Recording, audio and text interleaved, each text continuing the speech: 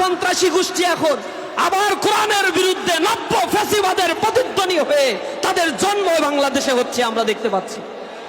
ওরা হিংসা ছড়াবে, ওরা কোটি কোটি টাকা লুটপাট করেছে নির্বাচনে, সেগুলো অপব্যয় করবে। ফ্যাসিবাদ আওয়ামী লীগ চলে গেছে, তাদের প্রেতাত্মা যারা এখনো বিদ্যমান রয়েছে তাদের পিছনে তারা টাকা ঢালবে। নব্য ফ্যাসিবাদের আমরা এক প্রতিধ্বনি শুনতে পাচ্ছি, ফ্যাসিবাদের উত্তরসূরি হতে চলেছে তারা। আপনারা দেখেছেন নোয়াখালীতে গতকাল এবং তার আগের দিন আমাদের দুইটি প্রোগ্রাম হয়েছে। একটা প্রোগ্রাম ছিল যুবকদের নিয়ে, যারা 40 দিন তাকবীরে উলার সাথে জামাতে ছাত্র যুবকরা নামাজ পড়েছে তাদেরকে নিয়ে ইসলামী ছাত্র শিবির প্রোগ্রামের আয়োজন করেছে তাদেরকে রিওয়ার্ড দেওয়ার জন্য। তাদের এটা মনে ধরে নাই, তারা সেখানে আক্রমণ করেছে। আমাদের ভাইরা আহত হয়েছে, আমরা প্রতিবাদ করি নাই, তাদের গায়ে হাত দেই নাই, আমরা সহনশীলতায় বিশ্বাসী। সন্ত্রাসী কর্মকাণ্ডের মাধ্যমে মানুষের মন জয় করা যায় না। পরের দিন আমরা আবার দারসুল কোরআনের আয়োজন করেছিলাম, সেই মসজিদে যুবদল, বিএমপি এবং ছাত্রদল যৌথভাবে সেখানে আক্রমণ করে আমাদের কয়েকশো ভাইকে সেখানে আহত করেছে তারা। কোরআনের আন্দোলন আমরা করি, কোরআন শিক্ষার কাজ মসজিদের জন্য, কোন রাজনৈতিক দেউলিয়াত্মপনা সংগঠনের জন্য মসজিদ নয়। এই মসজিদগুলোতে যখন এর আগে আমরা দারসুল কোরআনের আয়োজন করতাম, যুব শ্রেণীকে কোরআন শিখাতাম, তখন ওই ফ্যাসিবাদদেরকে দেখতাম পুলিশ নিয়ে এসে আমাদেরকে গ্রেফতার করতে। মসজিদ থেকে আমাদেরকে গ্রেফতার করার পরে সন্ত্রাস বিরোধী আইনে আমাদেরকে মামলা দেয়া হতো, আমাদেরকে বলা হতো আমরা নাকি দেশদ্রোহী, আমরা নাকি সন্ত্রাস, কারণ আমরা কোরআনের কথা বলি। আর এক সন্ত্রাসী গোষ্ঠী এখন আবার কোরআনের বিরুদ্ধে নব্য ফ্যাসিবাদের প্রতিধ্বনি হয়ে তাদের জন্ম বাংলাদেশে হচ্ছে আমরা দেখতে পাচ্ছি। তারা বাংলাদেশ থেকে ইসলামী ছাত্র শিবির, জামাত ইসলামীর কণ্ঠস্বরকে রোধ করে দেওয়ার জন্য এহেন কোন চক্রান্ত, ষড়যন্ত্র এবং শক্তি প্রয়োগ নাই যা তারা করে নাই। তারা মনে করেছিল আমাদের গুম, খুন, হত্যা, আমাদেরকে নির্বাসিত করে বাংলাদেশের মাটি থেকে তারা নিশ্চিহ্ন করে দিতে পারবে। কিন্তু আজ 2024-25 সালে আমরা এসে দাঁড়িয়ে বলতে পারছি, বাংলাদেশের টেকনাফ থেকে তেতুলিয়া, রূপসা থেকে পাথুরিয়া, তামাবিল থেকে বাংলা বাঁধ পর্যন্ত প্রতিটি ঘরে ঘরে ইসলামী ছাত্র শিবিরের জনশক্তি তৈরি হয়েছে। এই আন্দোলনকে স্তব্ধ করে দেওয়ার জন্য আপনারা দেখেছেন গুম কমিশন রিপোর্ট পেশ করেছে, সেখানে একটি ছাত্র সংগঠনের রিপোর্ট তারা আলাদা করে পেশ করেছে। একক ছাত্র সংগঠন হিসেবে 31% গুমের শিকার হয়েছে শুধু বাংলাদেশ ইসলামী ছাত্র শিবির।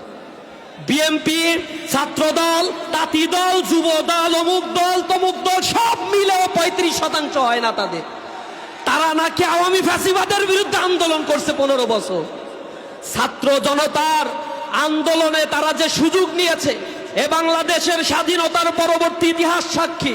প্রতিবার আন্দোলন পরবর্তী প্রতিবারই সুযোগ সন্ধানী এই দলটি সুযোগ নিয়েছে আর জনগণের ঘাড়ে চেপে দুর্নীতির স্বর্গরাজ্য তারা তৈরি করেছিল।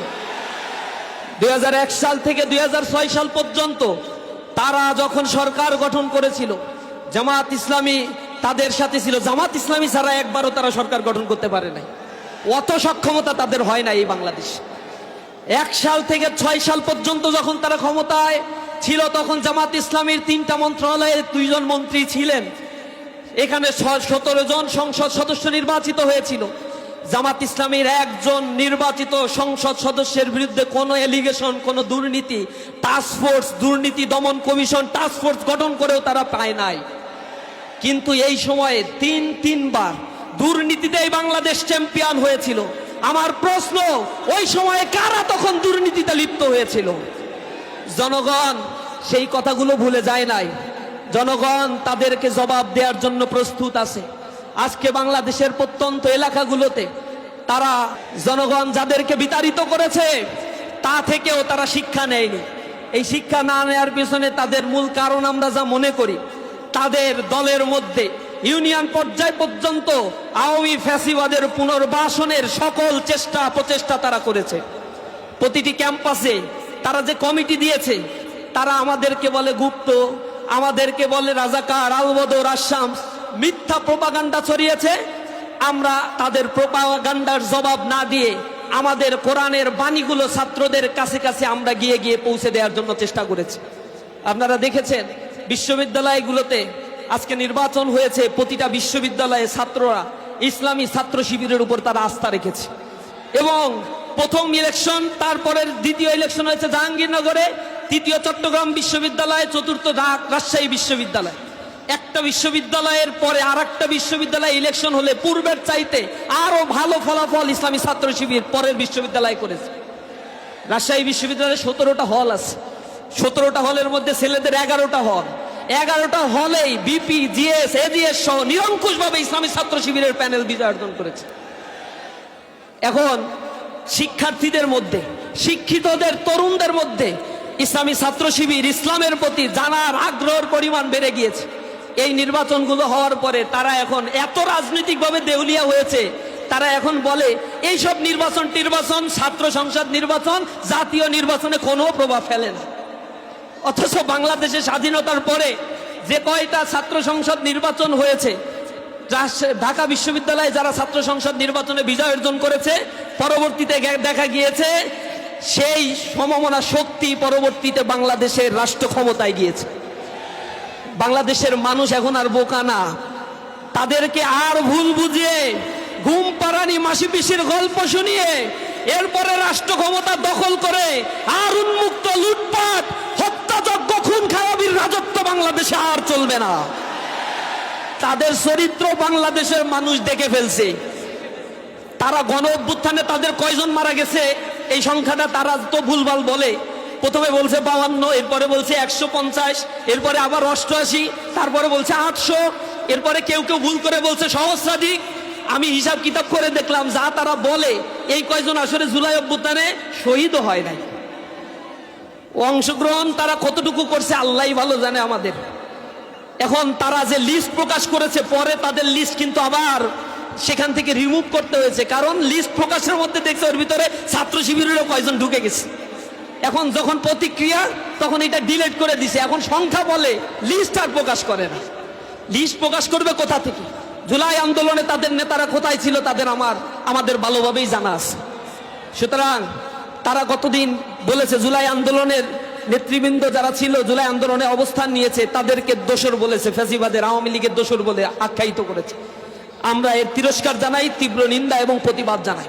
আমরা বলতে চাই, এই বাংলাদেশের পতাকা নিয়ে, এই বাংলাদেশের সীমানা নিয়ে, বাংলাদেশের ধনসম্পদ নিয়ে কেউ যদি আর লুটপাটের ষড়যন্ত্র করে, তাহলে আমি আবার প্রতিবাদে জ্বলে উঠব। আমার এই জাতিকে, সুপ্ত বারুদ আগ্নেয়গিরি এই জাতিকে নিয়ে যদি আবার কেউ তামাশার খেলা খেলতে চায়, তাহলে আমি আবার প্রতিবাদ করব। আমরা জীবন দিতে শিখেছি, যে জাতি জীবন দিতে শিখেছে তাদেরকে আর কেউ পিছনে হাঁটাতে পারবে না।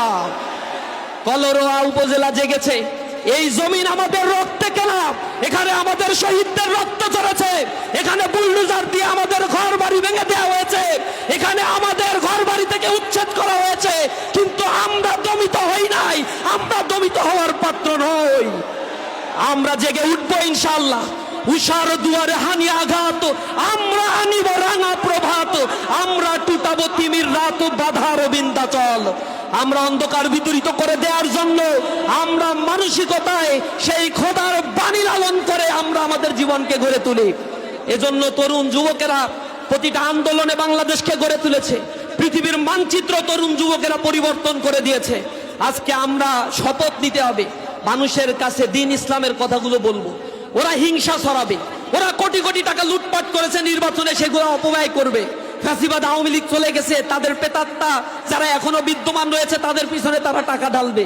হয়তো এত টাকা আমাদের নাই, কিন্তু আপনাদেরকে এক একটা ক্যাম্পেইনের এক একজন মশাল দাঁড়িয়ে এক একজন মানুষে পরিণত হতে হবে। প্রতিটা ঘরে ঘরে মানুষের কাছে গিয়ে ইসলামের বাণী, কোরআনের কথাগুলো পৌঁছে দিতে হবে। বলতে হবে নতুন এক পরিবর্তনের আভাস এসেছে, এই পরিবর্তনে যদি আমরা কার্যকর ভূমিকা না রাখতে পারি, বাংলাদেশ আবার এক অন্ধকারে নিমজ্জিত হতে চলেছে। সুতরাং আমরা এই বাংলাদেশের অস্তিত্বকে, বাংলাদেশের সার্বভৌমত্বকে টিকিয়ে রাখার জন্য আমাদের নিজ নিজ জায়গা থেকে সবাই সংকল্পবদ্ধ হব। আগামীর ফেব্রুয়ারির নির্বাচনে বাংলাদেশ এক নতুন সূর্যের উদয় হবে ইনশাআল্লাহ। আলহামদুলিল্লাহি কাফা ওয়া সালামুন আলা ইবাদিহিল্লাযিনা ইসতাফা আম্মা বাদ রব্বি ইশরাহ লি সাদরি ওয়া ইয়াসসির লি আমরি ওয়াহলুল উকদাতাম মিন লিসানি ইয়াফকাহু কওলি।